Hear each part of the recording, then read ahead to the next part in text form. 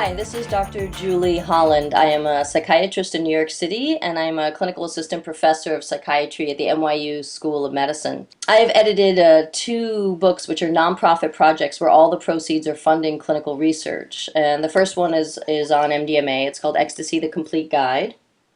My other nonprofit project is called The Pot Book.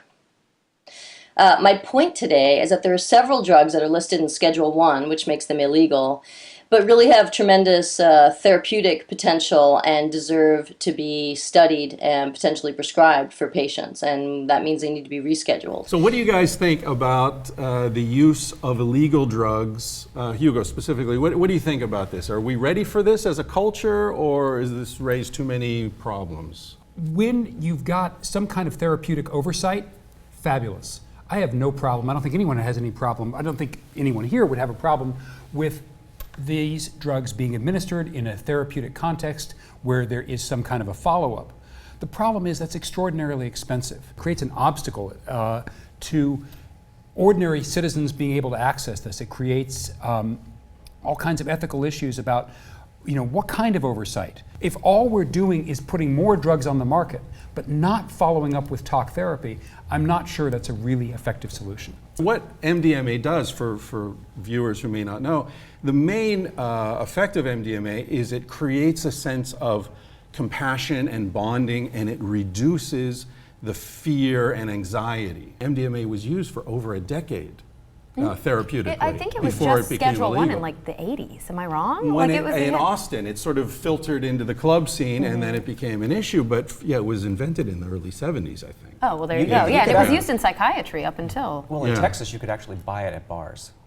LSD was initially sold as what was called a psychotomimetic.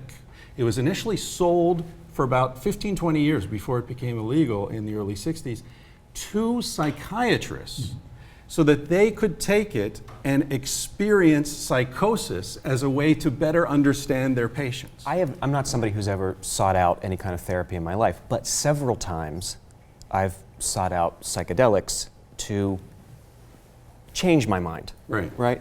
And I found it incredibly beneficial.